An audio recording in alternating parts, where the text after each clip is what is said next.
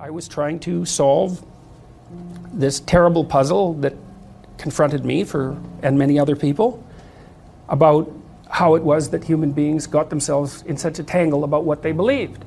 Such a tangle that we were pointing the ultimate weapons of destruction at one another, which, by the way, we are still doing. And I thought, okay, well, I understand that. We need our belief systems. They orient us. And that means there will be conflict between belief systems, and that can be a catastrophe. And that's being played out everywhere, again, in very many ways. What's the solution to that? Well, one possibility is there's no solution. It's just mayhem all the way around. Could be the case. But it seemed to me, as I delved into it, that the proper solution to that was to live properly as an individual, because you're more powerful than you think.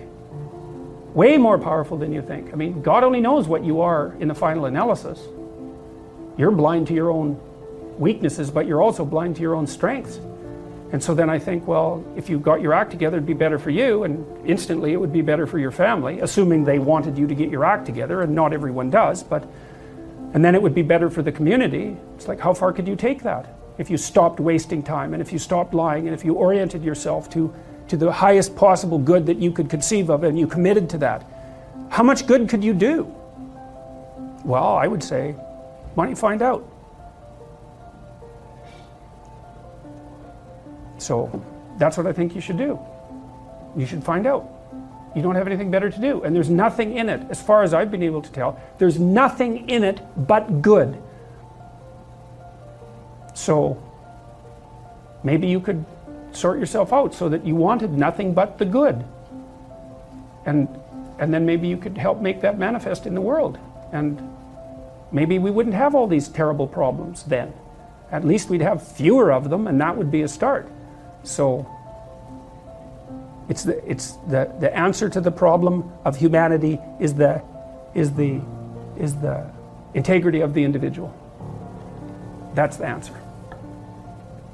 So, and states that are predicated on that realization are healthy. So, and states that aren't are doomed to stagnation and catastrophic collapse. And personalities that are predicated on self-tyranny and the tyranny of others are doomed to collapse. So, and then you think, well, what's the barrier? And the barrier is, are you willing to accept the responsibility? And part of the answer to that is, reduce the damn responsibility until it's tolerable. You don't have to fix everything at once. You could just start by fixing the things that you could fix. Or you could even do it more. You could do it with even less self-sacrifice. You could start by fixing only the things that you want to fix. God, you can get a massive way that way. So do it. See what happens. That's what you should have been taught in university right from the beginning. It's like, aim at the highest good. Tool yourself into something that can attain it. And go out there and manifest it in the world. And everything that comes your way will be a blessing. And so all you have to do is give up your resentment and your hatred. I know that's a hard thing to give up because you have plenty of reason for it.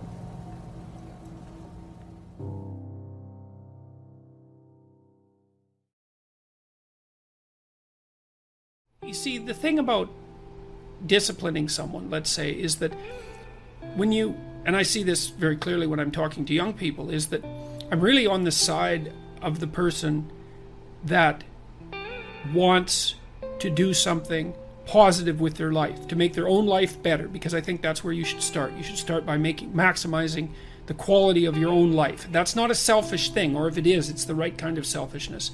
And that you should figure out how to do that in a way that's of benefit to your friends and your family and your community, and you should take that deadly seriously. And the reason you should do that is because that just makes life better for everyone. And it reduces a fair bit of the misery that would otherwise be part and parcel of life, and it makes everything function smoothly. And one of the things I'm really curious about is what the world would be like if everybody decided to do that, because human beings are really remarkable creatures, and we hobble ourselves very badly with deception and resentment and revenge and the desire to make things worse and arrogance and all those sins, let's say, that that make us deviate from our true path. And our true path should be something like, imagine the noblest aim that you can conceptualize and then sacrifice your life to attempting to attain it. And there's nothing in that that isn't good for everyone. And so, apart from the fact that it requires a lot of responsibility, I just can't see why everyone wouldn't do that. And when I'm talking to young people and, shaking my finger and saying, grow the hell up and get mature and take on some responsibility, I'm not saying that because I'm an enemy of the person. I'm saying it because I'm the best friend of the part of them that would really like to walk in the light.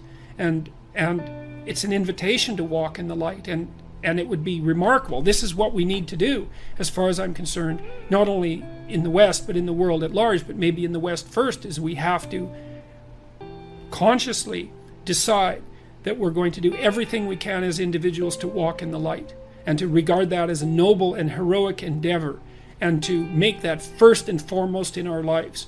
And that's what we should be educating young people to do, and they can do that. And so I have dozens of people writing to me and talking to me all the time who are saying the same thing. They're saying, look, I've really been trying to get my act together over the last 6 months. I've been trying not to lie, which is slightly different than trying to tell the truth, right? It's a more humble goal to not lie, because you can tell when you're lying, but you can't necessarily tell when you're telling the truth.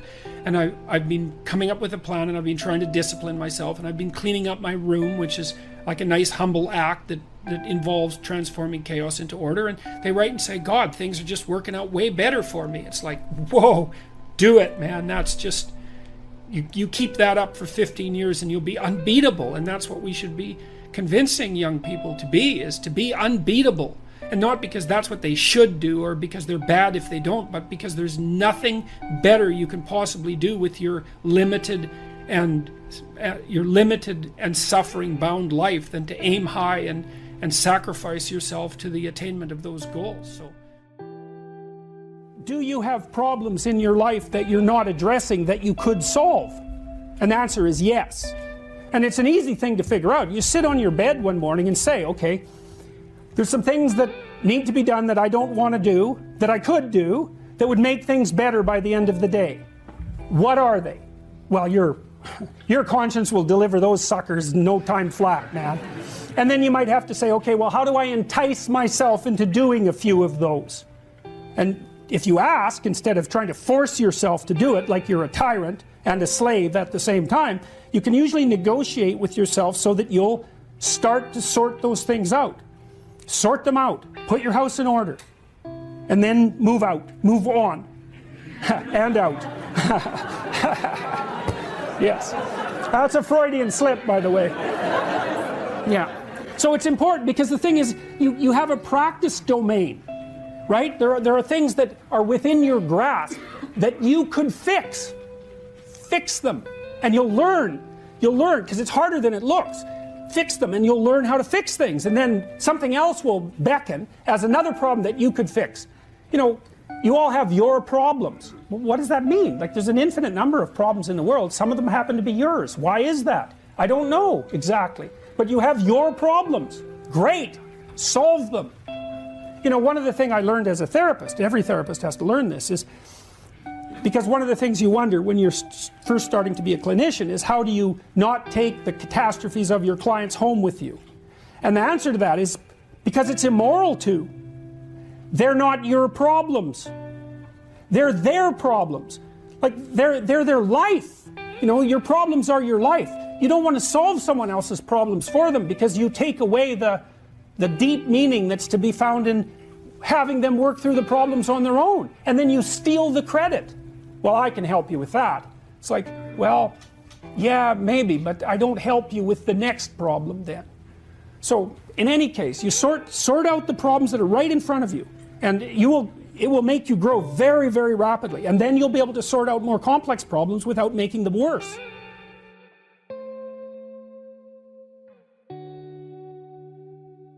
How does it feel to be viewed as a father figure by many people who grew up without one? Well, I think it's an unbelievable honor. How's that? And that is really what I think. I think it's a tremendous honor, and I'm doing absolutely everything I can to be worthy of that. And I would like to say to all the people out there who grew up without a father, that's really too bad, because you need a father there to encourage you. That's what fathers do, is they encourage, they help make you courageous. And if I can help people develop the capacity to be courageous and to learn to tell the truth and to be responsible, then that's great. I can't imagine a better outcome for me. And so if people are willing to help me play that role and to use what I've been teaching to guide them in that manner, then hooray. I couldn't possibly imagine a better outcome than that.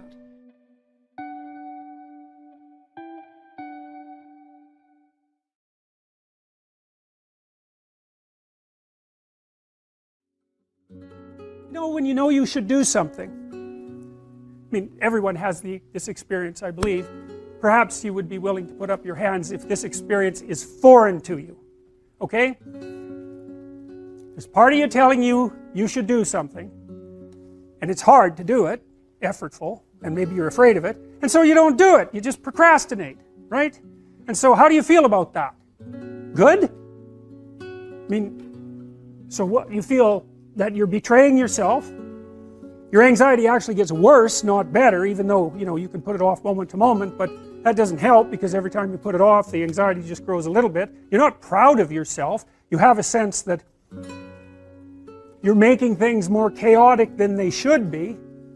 And if you do that long enough, and I'm sure many of you have had that experience, if you do that long enough, if that becomes habitual, things will get so stormy around you that you'll fall right into the chaos, into the watery chaos, and maybe you'll drown.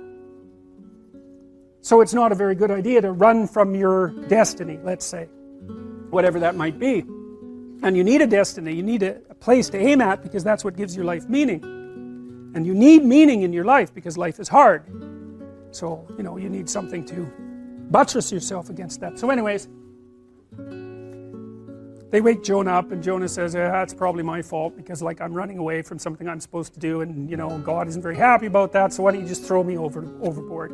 And the crew isn't very happy about that, but the waves are really starting to come up, and Jonah's pretty insistent that he's the cause of the problem, and so they draw lots, and Jonah is chosen, and so they decide to toss him into the ocean, and immediately everything's calm. So he's a center of chaos because he's not doing what he's supposed to do. Fine. Well, then a whale comes up and swallows him. And then he's in the whale for 3 days. That's a weird thing. The whale, that's the whale that Geppetto's in. That's a dragon. It's that thing that you have to go out there and conquer to get something of value. Now, when you've made an error, when you've fallen off the pathway, when you've deviated from what you know you should do, it produces a state of internal chaos and worry and concern. You're thrust into the unknown. You're thrust into unknown territory and chaos. You don't know what to do. And that's often symbolized by the encounter with a monster, like a dragon. Something that lives under the water. And I think the reason for that is, as far as I've been able to tell, is that human beings, because we've been prey animals for forever, we have a system in our mind that's a threat predator detection system. That's the thing that makes little kids think about monsters in the dark, right? Because, well, there is monsters in the dark. Parents always say, well, there's no monsters in the dark. It's like, that's not true. The dark is full of monsters. There might not be any in your room right at that moment, but that doesn't mean there aren't monsters in the dark. And crimes take place, like criminals don't get up at 6 in the morning and have breakfast and go rob a bank. They do that sort of thing at night. People do the things that are fit for the night in the night. And lots of predators are nocturnal. And you can't see very well in the dark. And kids aren't stupid, They've evolved to stay pretty damn close to the fire.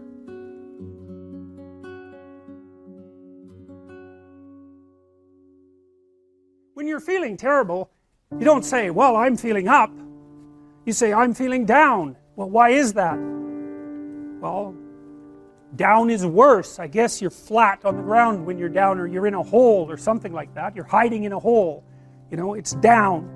And you're threatened by something, you know. Maybe you're threatened by your own inadequacy. That might be part of it. Maybe that's partly what you imagine as a monstrous force, because, you know, your proclivity towards procrastination and your weakness of character is part and parcel of why you happen to be in the underworld. And that's the underworld, the mythological underworld. That's where you go when things fall apart. And if you understand that, if you know that that's what that means, then you have one of the keys that opens up ancient stories to you, and you understand things.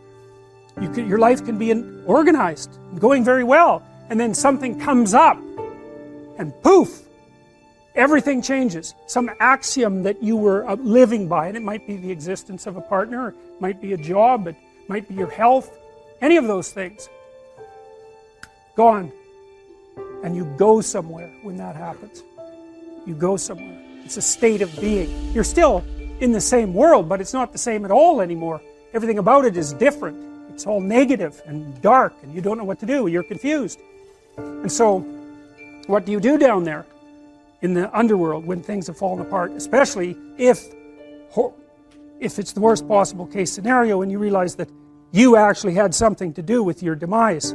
That's really annoying, you know, when something bad happens to you, and then, you know, you grind yourself into bits trying to figure out what the hell happened, and then you realize that, well, you were playing a causal role. Now, sometimes you're so depressed you assume you're playing a causal role, and you weren't. It's not easy to figure out by any stretch of the imagination, and it isn't that everyone who does something terrible is at fault for it, but sometimes you find that you were off the path somehow, and maybe even that you knew it and you didn't attend to it, and that's why all of this hit the fan. And so then down there in that chaos, you decide that you're going to do what you're supposed to do instead. And then maybe you get to rise up again, renewed, if you're lucky, and then you can go fix the city. And that's what this story's about.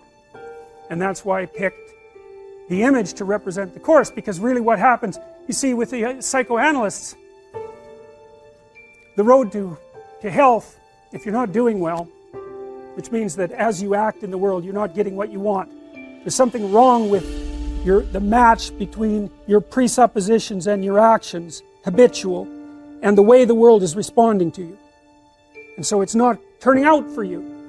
And the question is, well, what can you do about that? And one answer might be to examine yourself for presuppositions and action patterns that are not serving you well, and to find out what they are and what to do about them. And maybe some of that is, maybe you're not moving forward because of fear, and maybe that fear is grounded in terrible experiences that you had in the past that you've never been able to understand. And maybe one of the ways of gluing yourself back together and expanding your personality so that you could in fact live properly in the world is to go back to those terrible events and untie them and straighten them out and understand them and drop them. And that's what psychotherapy is about in large part. Psychoanalytic, behavioral, doesn't matter. What are you afraid of? What are you avoiding? What are you failing to develop? Maybe from fear, maybe from avoidance, God only knows, maybe from disgust. How can you get over it? How can you reclaim those parts of yourself? So the question is, why do people pursue rewards that don't produce this resonance? They don't have a value hierarchy. So Pleasure Island, it's a good example. Those kids that were brought there were lost. So they didn't have anywhere to go. They didn't have an identity.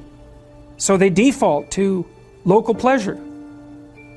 And that's better than none. Although the problem with local pleasure, well, as the narrative made clear, is that you better look out if you're impulsive, because it's going to kick back on you hard. And the reason is, you're only considering the immediate time frame.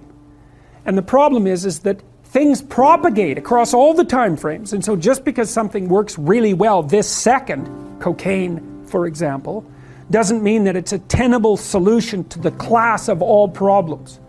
So usually, often, people pursue local pleasure because that's the best they can imagine, it's the best they've been taught, they don't see another alternative. So it can be ignorance, it can be they don't want to adopt the responsibility, because part of the problem with working at every level of the hierarchy simultaneously is that it's like dancing to a very complex waltz, let's say. You have to be paying attention to a very large number of things simultaneously and doing things right. It requires responsibility. And so, you know, it's a pain. It's a weight. Part of the reason people drink alcohol is to get rid of their responsibility. I mean, that's, you know, you hear people drink because they have problems. It's like, yeah, no. Some people drink because they're anxious, and alcoholics drink because they're in withdrawal. But young people drink because they're sick and tired of being responsible, because it's annoying. It's like, so I'll drink enough, I won't care about the medium to long-term consequences, because alcohol, that's exactly what alcohol does. It doesn't make you ignorant of the medium to long-term consequences, but it makes you not care about them. And partly it's because it dampens anxiety. So it dampens anxiety, leaves your positive emotion circuits intact, so then you can go out there and do stupid fun things, and that's a party, really. Let's go do stupid fun things. That's a party. But the medium to long-term consequences it's risky. It doesn't mean you shouldn't do it, but it's risky. So, yeah, they don't know better. That's the answer, I would say.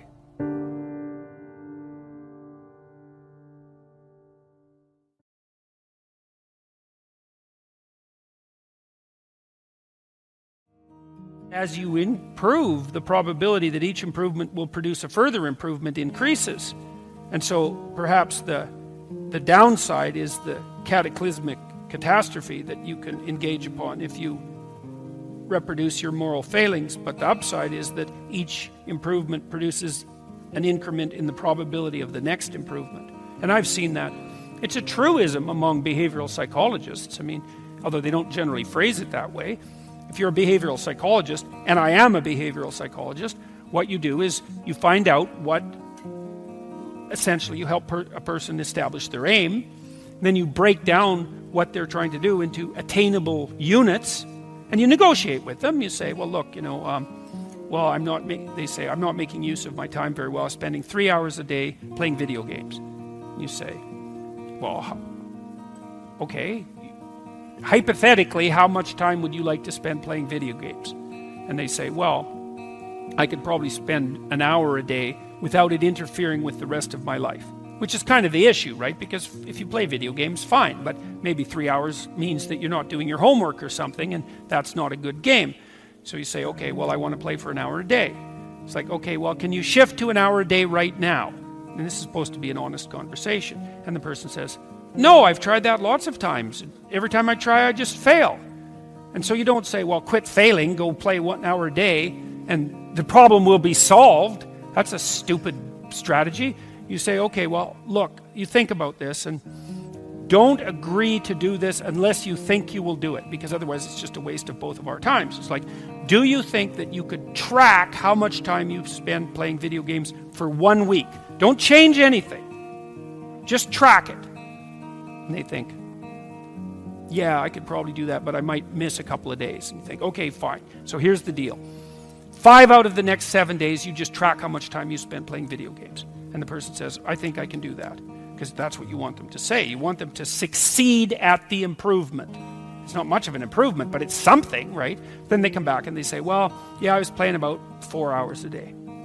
And so you say, okay, well, fine, good work, man. You got it tracked. Now we know the parameters of your problem. It's actually a little worse than you thought, but at least you had enough sense to measure it. We know where you're at. Okay, do you think you could cut that down to 3.5 hours every day? And the person thinks, no, I'm pretty weak-willed. I don't think I can manage that. You say, well, how about this? Do you think that 2 of the next 7 days you can only play for 3 hours? You think you can manage that? And you're not cynical about this. You're not insulting the person, any of that. It's like, because you don't care. All you care is that they make some incremental movement towards their goal. And the person thinks about that, if they have any sense, and they take their weakness into account, and they think, I think I could probably do that. And then they come back the next week and they say, I managed to spend 3 hours a day playing video games for 3 days, and the rest were 4 hours. And you say, good work, man. You've just got rid of 12.5% of your problem. You're 1/8 of the way to fixing it in 1 week. And you know, the person isn't going to be all that thrilled with themselves because they don't do the arithmetic and they don't do the projection. They think, well, I'm still pretty damn useless. I'm playing 25 hours worth of video games a week. It's nothing to pat myself on the back for. It's like, yes, it is. It's definitely, it's a marked, measurable improvement, and it's a move in the right direction. You know, and then you say, okay, well, on the days you succeeded, how did you manage to succeed? And is there a way that you could do it for 4 days next week? How about that? Or maybe you could even try 5 days. You think you could do that? And then you also tell the person, look, the other thing you got to understand is you're not going to improve like this. You're going to improve like this. So some weeks you're going to come back and say, geez, I backslid completely and I played for 4 hours a day for 7 days. But it doesn't matter, because that doesn't mean you failed. It just means that you slid back. You want to calculate it over a month or something like that. And, you know, generally speaking, a month later, the person's down to something like 2 hours a day, and you've figured out ways of filling their time in with something productive otherwise, and they're on their way. And the general consequence of that is that every time they manage an accomplishment, they get a little stronger in character, they get a little bit more confident in their ability, they get a little bit less racked with self-disgust, they get a little bit more hopeful about the future, and they get more confident that they can make another change. And if you're patient, and you have to be patient with yourself that way, it's like you reward those incremental improvements and you don't get all cynical about them, and you think, okay, just imagine what would happen if you kept doing that every week for 10 years. And the answer to that is, things would be so much better for you that you can't even imagine it.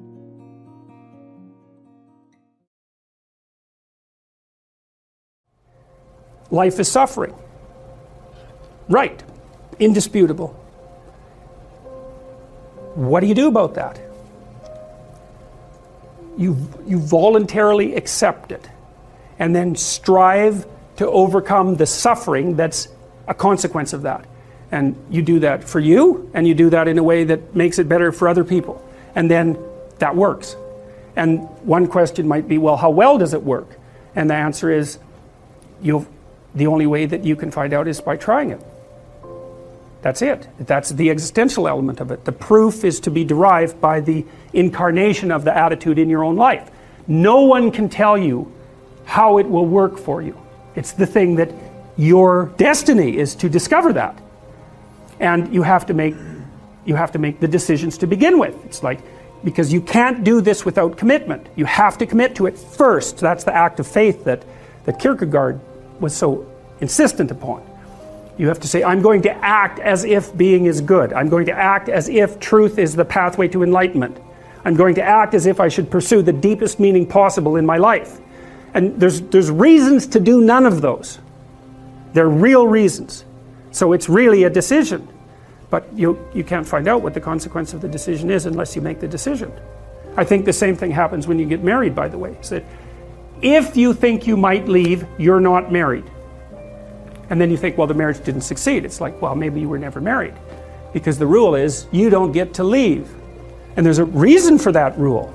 Now, I'm not saying that there aren't situations where there should be exceptions made for that. That's not the point.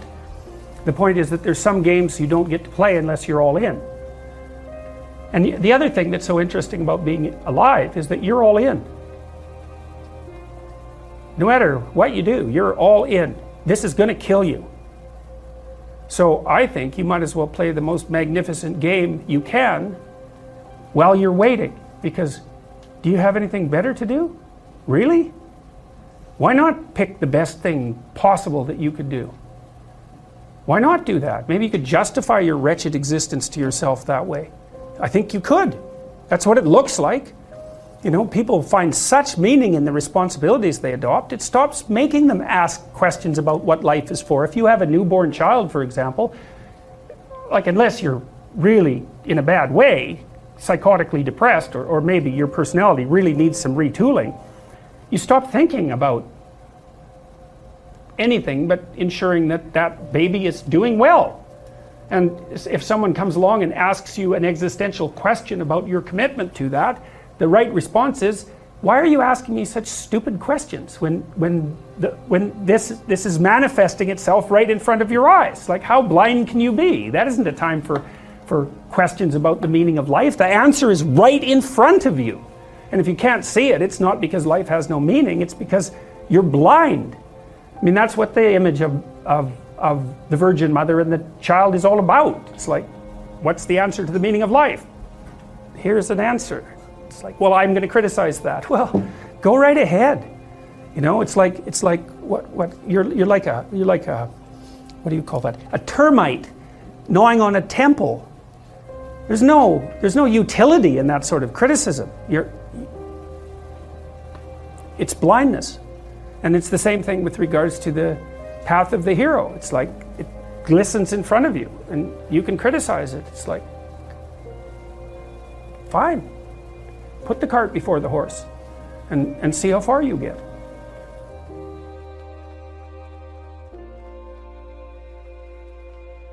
You know, when you hear people like Joseph Campbell say things like follow your bliss, you know, and so that sounds pretty easy. You want to develop your personality, just do what you love. You know, it's a corruption of Carl Jung's thinking, because Jung would say, well, follow what you're interested in, it'll take you somewhere you really don't want to go, and then maybe you'll learn something. So, and that's a whole different proposition. So, human beings, if you talk about a human being, you tend to use something that's like a story. And when you recount your own being, you tend to use something like a story, and that sort of begs the question, you know, does that mean in fact that your experience is either a story or something like a story? And one of the things Jung said, I really like this, is you should figure out which story you're living, because you're living a story, and it might be a tragedy. And so, you know, you want to find out, because if it's a tragedy, you don't come to a very good end. Another thing Jung said was, this is also worth thinking about, people don't have ideas. Ideas have people. And so what Jung would say is that if you're living out a tragedy, the tragedy has you. You don't have it. And if you can figure out what the tragedy is that has you in its grip, then you have a fighting chance of escaping from it into a more pleasing plot. But it's no easy thing. You know, so if you're one of those people to whom the same terrible thing keeps happening over and over, after the third time, approximately, you might ask yourself, you know, is this the world or is this me?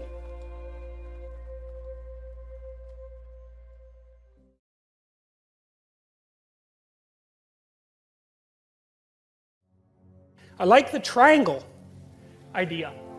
I mean, I don't know why God is wearing a triangular hat. It's kind of a strange fashion choice, but I think it's associated with the idea of the pyramid, and I think that's associated with the idea of the hierarchy of authority. And I think that's why the Egyptians put their pharaohs inside pyramids. I know there's more to it than that, but I think some of that has to do with the notion of this hierarchical structure.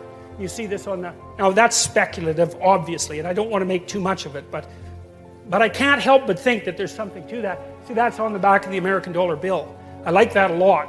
That's like the Eye of Horus from the Egyptians. And so the idea here is something like, at the top of the hierarchy is something that is no longer part of the hierarchy. Right? So if you move up the hierarchy enough, what happens is that you develop the ability, as a consequence of moving up that hierarchy, to be detached enough from the hierarchy so you're no longer really part of it, and so that you can move in all sorts of different hierarchies. And the idea here is that the thing that you're really developing is the capacity to pay attention. And I would say, from a mythological perspective, the one thing that seems to compete with the idea of the spoken word as the source of the extraction of habitable order from chaos is the eye, is the capacity to pay attention. So Marduk, for example, the Mesopotamian creator god, who emerged in the hierarchy of Mesopotamian gods and came out at the top, right? He was the victor of the gods. He had eyes all the way around his head, and he could speak magic words. And I really like that. I really like that idea. And the Egyptians developed that idea too, because their god Horus was the eye. Everyone knows the Eye of Horus. That image is so compelling that we still know about. Everybody has seen the Eye of Horus with a really open pupil. And what the Egyptians learned was that the open eye was what revivified the dead society. It's so smart. So what do you do if your life isn't in order? Bloody well pay attention. And that isn't the same as thinking. It's a different process. Paying attention, thinking is like the imposition of structure in some sense. I know I'm oversimplifying, but paying attention is something like watching for what you don't know. And so, like, one of the things I often recommend to my clinical clients if they're having trouble with a family member is, number one, shut up. Don't tell them anything about yourself.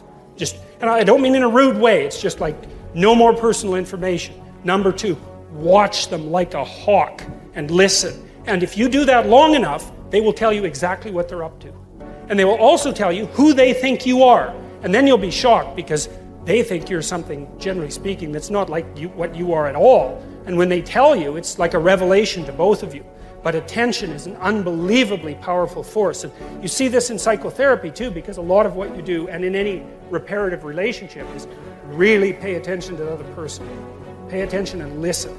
And you would not believe what people will tell you or reveal to you if you watch them as if you want to know, instead of watching them so that you'll have your prejudices reinforced. That's usually how people interact. It's like, I want to keep thinking about you the way I'm thinking about you, and so I'm going to filter out anything that disproves my theory. That's not what I'm talking about at all. It's like, I'm going to watch you and figure out what you're up to. Not in a rude way, none of that. I just want to see what's there. And that'll be good for you, probably, and also be good for me.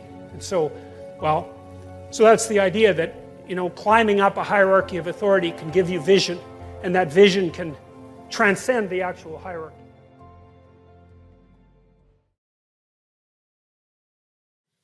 More ideas of hierarchies, same idea. This is, right, gold, silver, bronze. Why gold?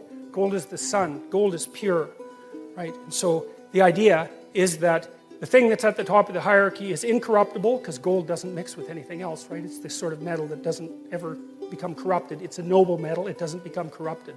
And so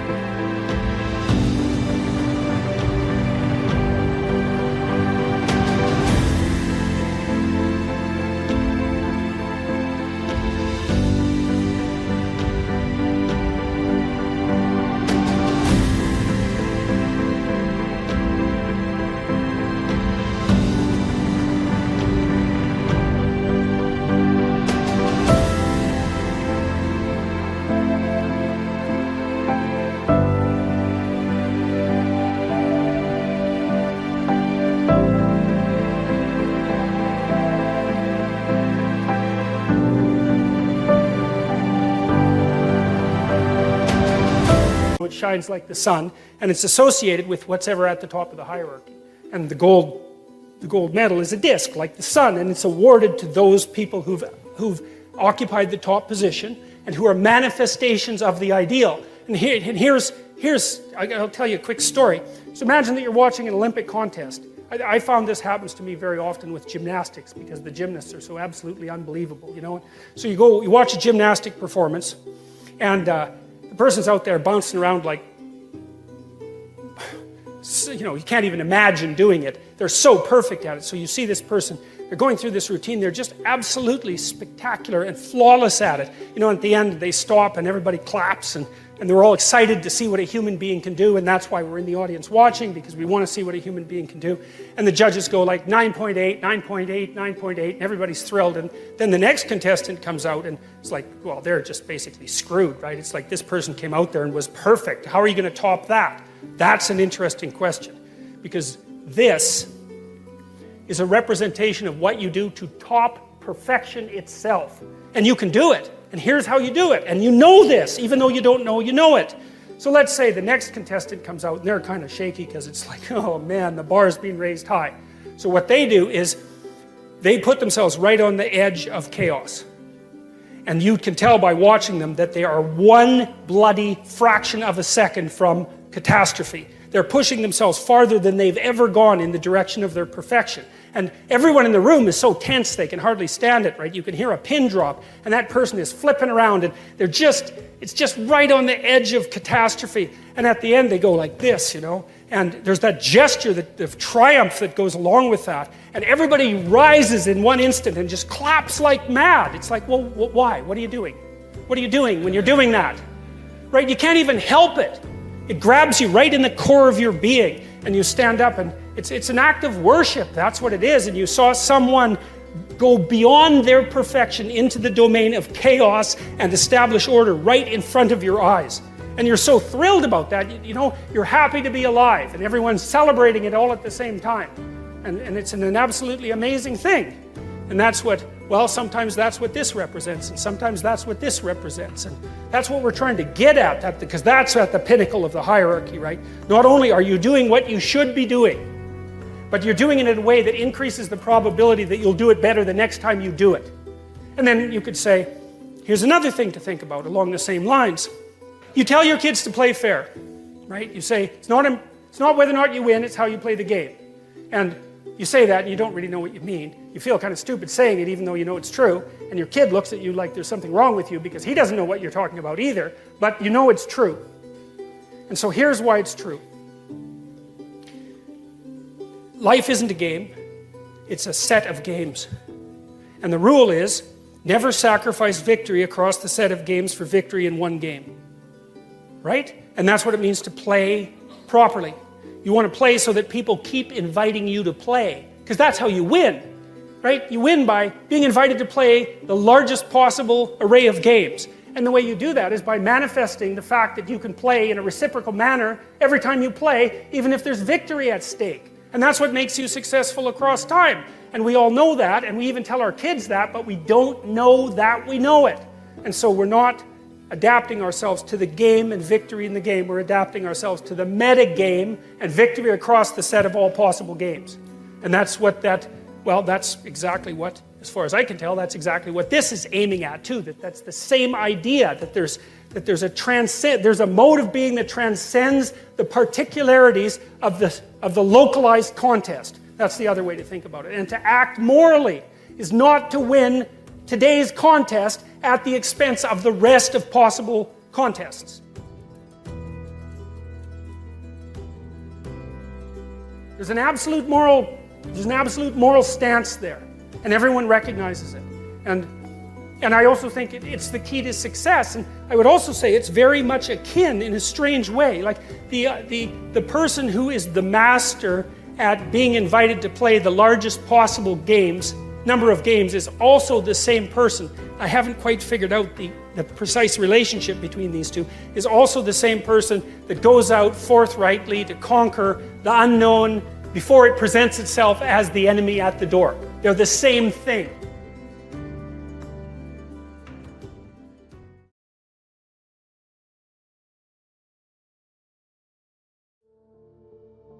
And it's a critique in some sense also of the idea of the patriarchy.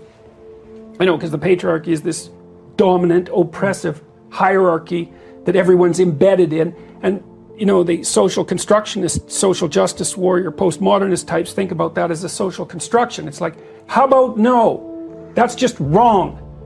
Lobsters have hierarchies. That's 1/3 of a billion years ago. Okay, that's not a social construction. It's part of being itself.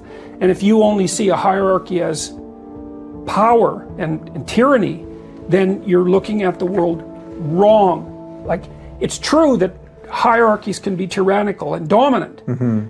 And a degenerated hierarchy is nothing but tyranny. But in a functional society, the hierarchy is actually the structure of the society, and you're actually protected within it.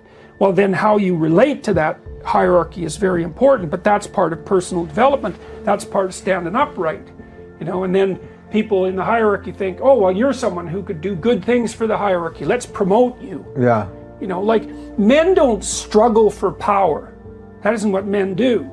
Not if they're civilized. They size each other up and elect the competent to lead them. And they do that at every level of society. Like, I tell a story in there about, might be later in another chapter, it doesn't matter. I worked in a rail crew in southern Saskatchewan. They're rough guys, like a lot of them had been in prison, you know. And when you first came onto the rail crew, you got a stupid nickname and people teased you. And I remember this one kid called Lunch Bucket. That was his nickname because he came to the rail crew with a lunch bucket that looked like his mom had packed it. That was a bad idea. Mm-hmm. You bring your damn lunch in kind of a, you know, ratty paper bag. Right. You don't make too big a thing out of it. And it's, you know, dirty and smelly. Yeah, that's exactly right. It's like you're not pronouncing your status with your lunch bucket. You don't have a Barbie lunchbox. Exactly, yes. Yeah. So they named him Lunch Bucket. which he wasn't very happy about. Yeah. Well, that was a mistake. He should have taken it with a smile. And then he was always peevish and irritable. And if you asked him to do something, he'd whine. And so, like, this was soon after I joined the rail crew. Well, soon, there's about 60 men on this crew. It stretched out about a quarter of a mile down the tracks. Soon, anonymous harassers were throwing pebbles at him during work. We had hard hats on, so the game was, let's see if we can hit a lunch bucket in the hard hat with a pebble, because it makes a nice, yeah, well, because you don't know where it's coming from. Yeah. And that was purposeful, because he couldn't take a joke. It's like, well, let's see if he can take this joke. Clunk, and everybody go, you know. And then he just got more and more peevish, and the pebbles got bigger and bigger, and, you know, a week later, lunch bucket was gone, having not learned anything from the experience. But, you know, the men were testing him out. It's like, can you take a joke? Can you be useful? Can you at least be amusing? Like, is there something worthwhile about you? It's like, no. It's like, okay, well then you're out of here, because you never know when we actually might need to depend on you.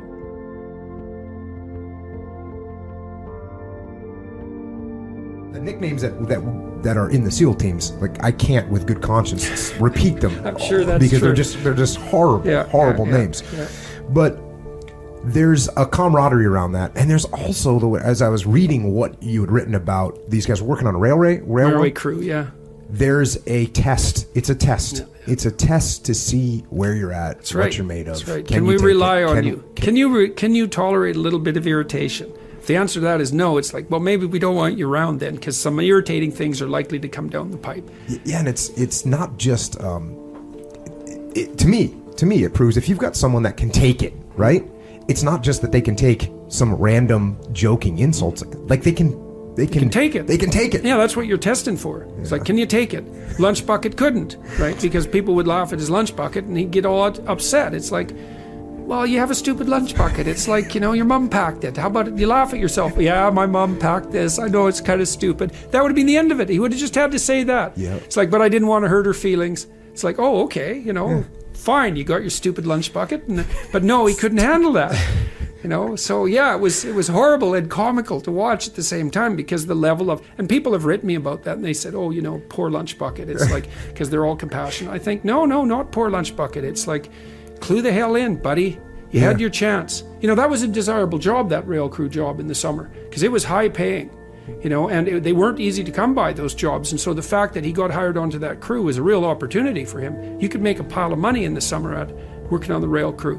And all you had to do was take some ribbing with good grace, not suck up to the management too badly, and not have other people do your job. That was all.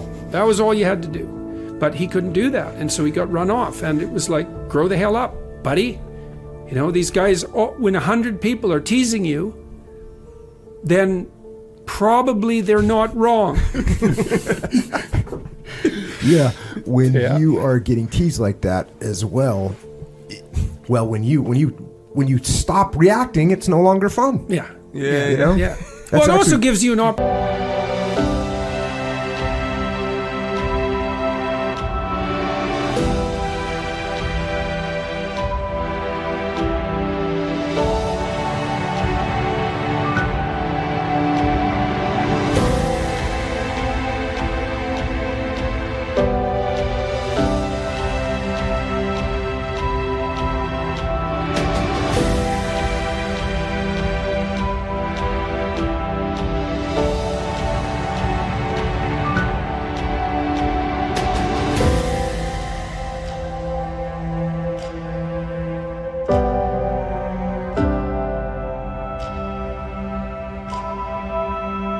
to tease back. It's like, because you can show your wit. And one of the things that working class guys in particular, which is one of the things I really loved about working class jobs, is they're always looking for some humor. So it's like, if person A is teasing person B, that's kind of comical. But if person B comes back with a good comeback, it's like, that's even better, you know? So I think that's a lot of how those jobs are rendered tolerable, right? They're hard, dirty jobs. Right. Dishwasher's a good example of that. It's not dangerous. Although cooking is you know, you got to watch your step. I got burned a lot when I was cooking. But what makes those jobs not only tolerable, but even desirable, is that you can develop a tremendous amount of camaraderie around them. I've never really experienced that at a professional level job. That just doesn't happen the same way. And it's really, there's a real loss in that. So it's fun to be part of a team that's doing, you know, grubby hands-on things and having a ridiculously entertaining, vicious, cruel and evil time while you're doing it. That's very entertaining. I had an experience with that about 3 years ago. I put my videos up online and people kept saying that I sounded like Kermit. And I thought, well, one person said it and I thought, well, whatever. But then like 5 people said it and I thought, oh my God, like this Kermit thing. So then I went and listened to Kermit and I thought, oh no, it's like really, I really sound like Kermit, you know. And so then, well, then I started to play with it a little bit, you know. I used the puppet, and when I went to speak to university students, and I made frog jokes, and then I made a couple of videos that sort of featured me as a frog, and I mean it's crazy, right? It's ridiculous, but the teasing never got mean because of that, you know. Yeah. And the same things happened online to a larger degree as people keep making memes of me. Like, and there's lots of them. There's way too many to even keep track of. And I was watching that happen and I thought, okay, this is a good thing because there's humor, and wherever there's humor, that's a good thing. And they're making fun of me, but it's gentle. You know, most of it was pokey, you know, like, well, you sound like this damn puppet. What do you think of that? It's like, well, if I had to pick someone to sound like, it probably wouldn't be a puppet. But if it had to be a puppet, Kermit's not a bad one. It could be a lot worse. Like, it could be Miss Piggy. That could have been that, you know, so thank God that didn't happen. But the memes have never got vicious because, you know, I'll post them if they're funny and satirical, and then they won't get vicious because they don't have to. It's like, can we poke fun at you? It's like, yeah, please do. And the more the better, really, because that'll also help keep my feet on the ground and keep me awake. And plus it's funny. And like, one of the things about life is that a sense of humor, that's a good thing to arm yourself with, because sometimes you just don't have anything other than that.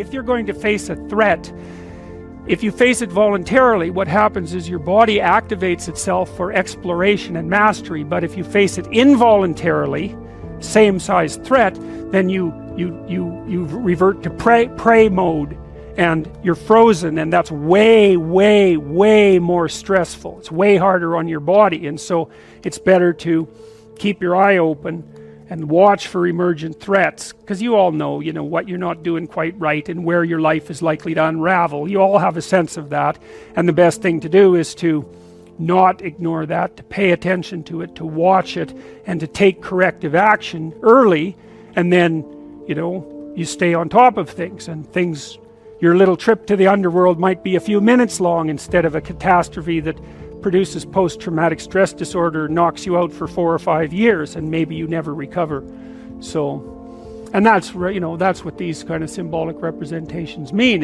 Those are states of being that indicate being devoured, and you can be devoured by your own unconscious. Jesus, that happens all the time. What does that mean? Well, you know, and it's an autonomous thing in some sense, you know, like if you get depressed or if you get really anxious, you don't have any control over that. It's like it sweeps up over you and pulls you down. Why down? Well, down is where you go when you're sad. You don't go up. Man, I'm up today. Oh, that's too bad. No, it's man, I'm down today. And well, that's partly this, and it's partly because this is subordinate, and it's partly because down is closer to the ground and farther from the sky. Like, there's all sorts of reasons you're feeling down rather than up. Up is where you're aiming, right? You aim up, you don't aim down.